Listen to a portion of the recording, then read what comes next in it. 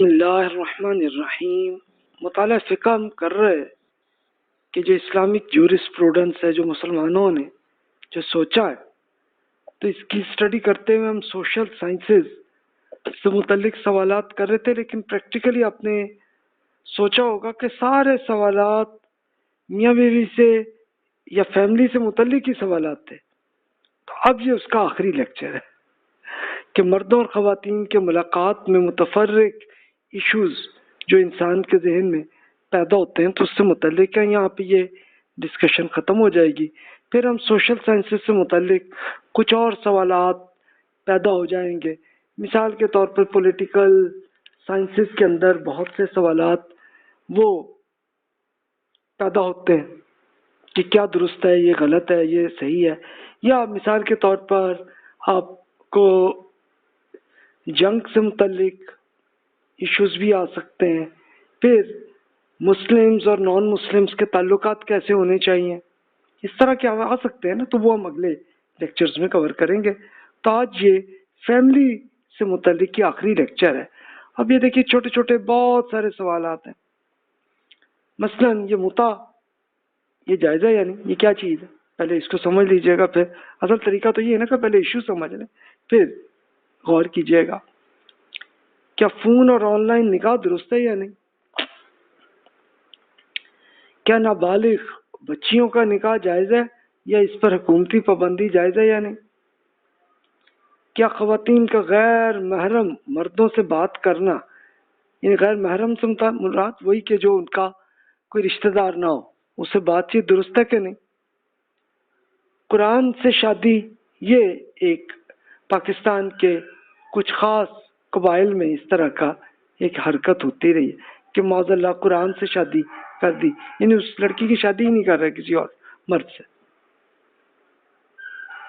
مرد و زن کے مخلوط محفلیں جو ہوتی ہیں وہ درست ہیں کہ نہیں، اور اگر ہیں تو اس کے لیے کیا شرائط ہیں، کیا چیز درست ہے اور کیا نہیں؟ کیا نکاح میں شرائط لگائی جا سکتی ہے یا نہیں، یعنی نکاح کے موقع پہ کوئی شرط لگا سکتے ہیں؟ اگر لگا سکتے ہیں تو کیا شرط ہے؟ کیا طلاق کا حق عورت کو تفویض کیا جا سکتا ہے، یعنی ڈیلیگیشن آف اتھارٹی کیا طلاق کی عورت کو مل سکتی؟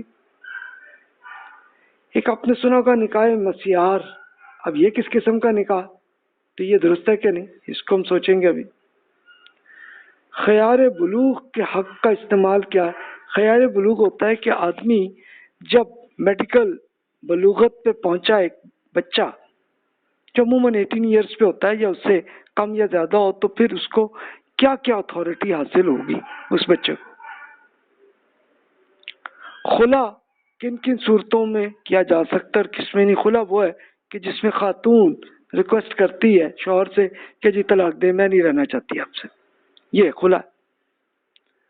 فسخ نکاح کن صورتوں میں کیا جا سکتا ہے اور کس میں نہیں؟ فسخ کہتے ہیں کینسل کرنا نکاح کو، یہ کون کرے، کیسے کرے؟ اور پھر عدالتی نظام اگر اچھا نہ ہو، بیکار ہو جائے، یا انصاف کا حصول ناممکن ہو جائے، تو پھر ایک آپس کے لڑائی جھگڑے کا فیصلہ کیا ہوگا؟ یہ طلاق کے کیس میں ہو جاتا ہے نا اکثر۔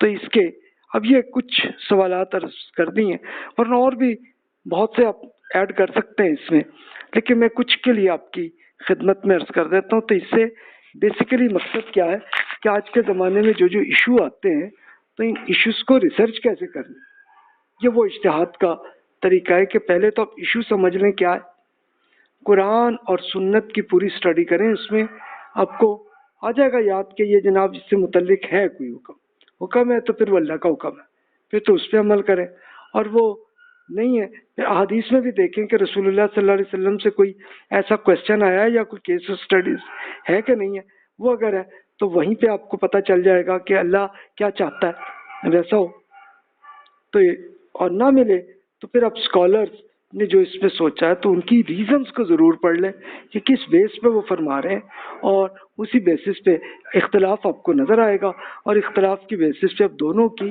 ریزنز کو دیکھ کے ڈیسیژن لے سکتے ہیں کہ یہ درست ہے اور یہ غلط ہے۔ تو اب وہی میں اسی کی ایگزامپلز ہی آپ پہ کرتا چلا آ رہا ہوں اب تک۔ تو اب ہم سٹارٹ کرتے ہیں، پہلے تو متع پہ۔ متع ہے کیا؟ بعض فقہا وہ کہتے ہیں جی متع جائز ہے، اور کچھ کہتے اکثر میجورٹی یہی کہتے ہیں کہ یہ حرام ہے۔ یعنی متع کیا ہے؟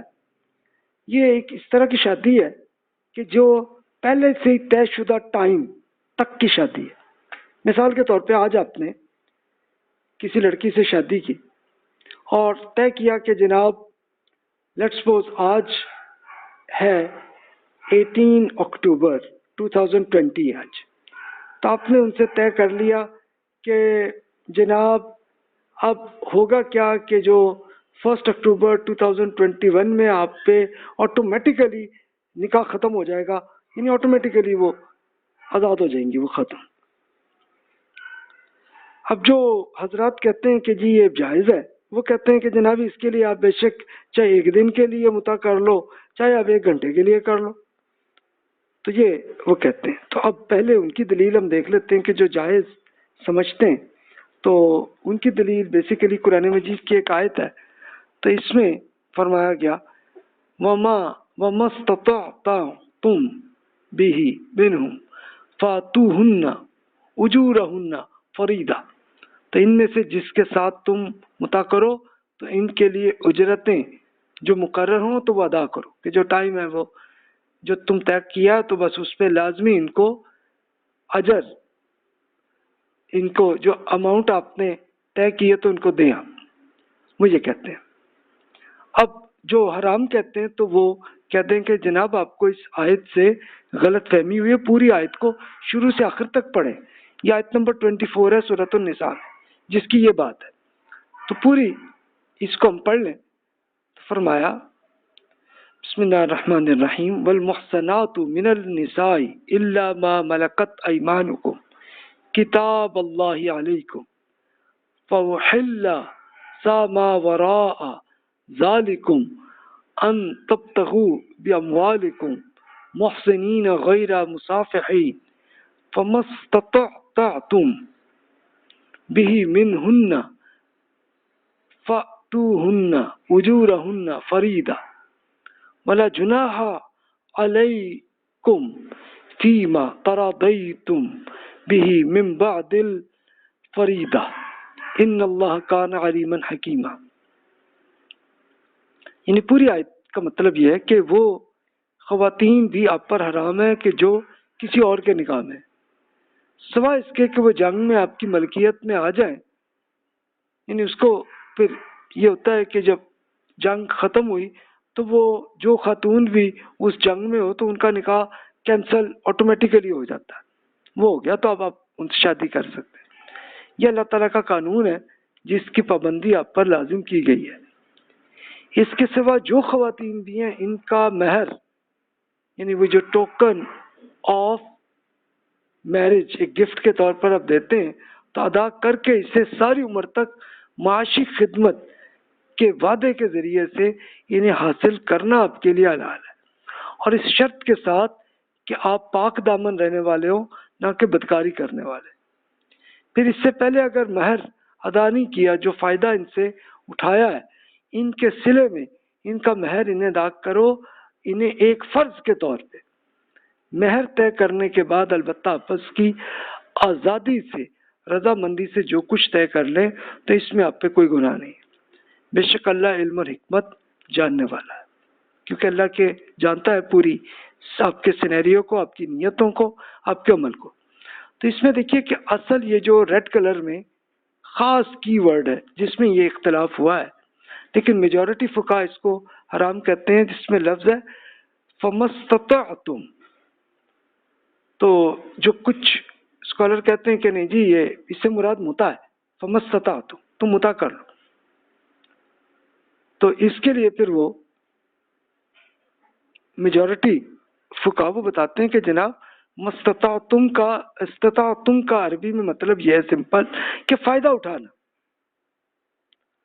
تو فائدہ اٹھانے کا یہ جو حکم دیا گیا ہے کہ بھی ان کو تم مہر دو، تو مہر کیا ہوتا ہے جو آپ ادا کرتے ہیں شادی کے وقت، تو وہ تو ساری عمر کی شادی کا ہوتا ہے کہ ٹوکن آپ اس لیے دیتے ہیں کہ ساری عمر تک کے لیے آپ کا آپس میں تعلق رہے گا، میاں بیگم آپ رہیں گے ساری عمر، اس کا یہ مطلب نہیں کہ خاص ٹائم کے لیے، کیونکہ ٹائم کا یہاں کہیں کوئی ذکر ہی نہیں ہے اس پوری آیت میں، تو اس کے لیے وہ کہتے ہیں۔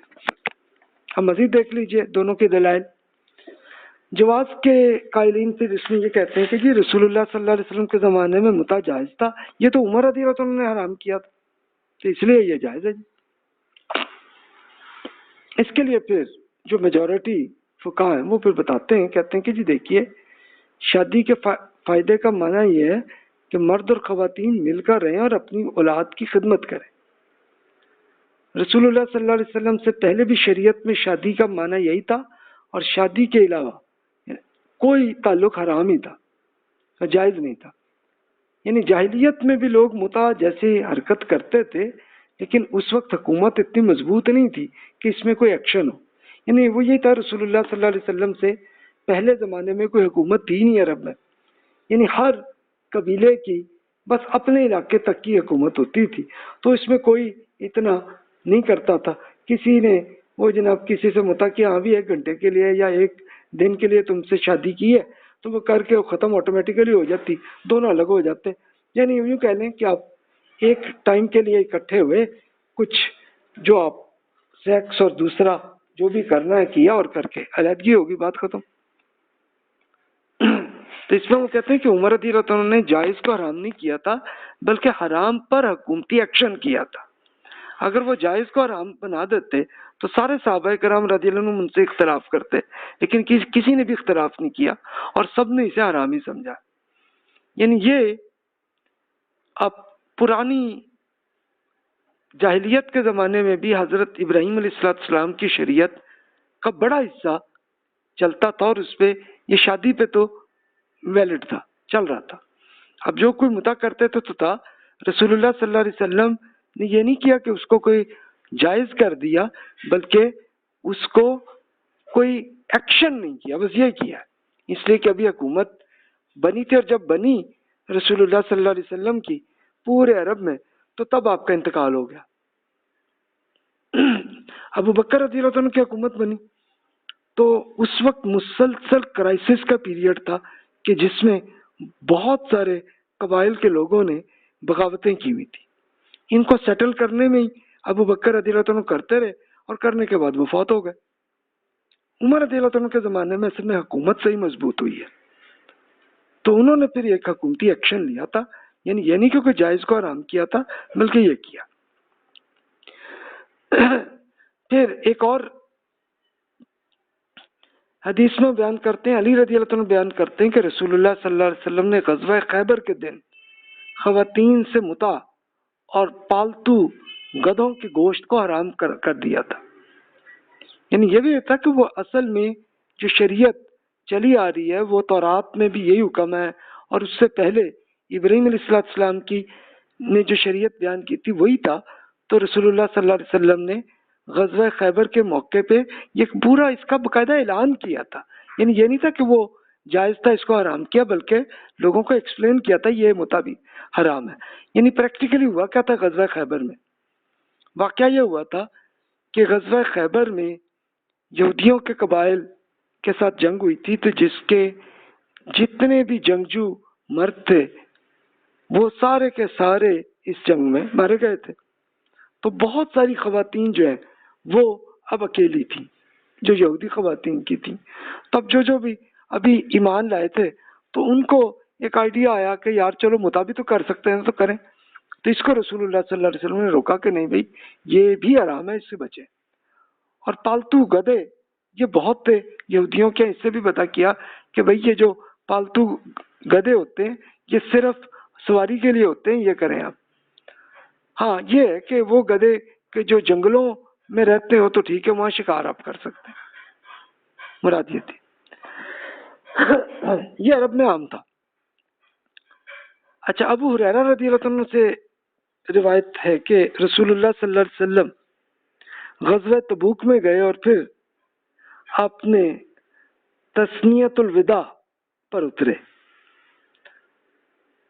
کہ ایک خاص لوکیشن پہ رکے، تو آپ نے ایک چراغوں کو دیکھا اور خواتین کو روتے ہوئے دیکھا۔ آپ نے پوچھا بھی کیا ہوا، تو بتایا کہ یہ وہ خواتین ہیں جن سے متع کیا گیا تھا اور وہ رو رہی تھیں۔ تو رسول اللہ صلی اللہ علیہ وسلم فرمایا نکاح، طلاق، عدت اور میراث نے متع کو حرام کر دیا ہے کہ وہ کنفرم ہے حرام. یعنی لگتا یہ ہے کہ کچھ لوگوں نے ایسی حرکت کی تھی متع کی، تو اسی پہ وہ رو رہی تھی خواتین پہ. تو رسول اللہ صلی اللہ علیہ وسلم نے بڑا ایکسپلین کیا کہ بھئی یہ ایک حرام کام ہے، یہ نہ کیجئے کوئی. نکاح کا معنی یہ ہے کہ ساری عمر کے لیے تعلق ہونا، طے شدہ ٹائم کے لیے پہلے سے ہی وہ پلان کر کے ٹائم کر کے نکاح جو متع ہوتا ہے. تو اس کی حقیقت تو یہی ہے کہ جیسے بدکاری کو جواز قرار دیا جائے کہ قانونی طور پہ جائز کر لیا. یہ بالکل یہ اکثر کیس ہوئے ہیں کہ کئی طوائف ہیں تو وہ کیا بندے سے جو بھی ان کا کسٹمر آیا ہے تو اب اس کے ساتھ جو ہے یہی کیا ابھی ایک رات کے لیے متع وہ کر کے اور پھر چلو بھی ہم نے دینی طور پر تو جائز کیا اور پیسے بھی مل گئے، بات ختم. تو وہ ایسا کرتے رہے. تو یہ ہے جناب اس میں. باقی آپ دونوں کے دلائل کی بیسس پہ آپ فیصلہ کر سکتے ہیں.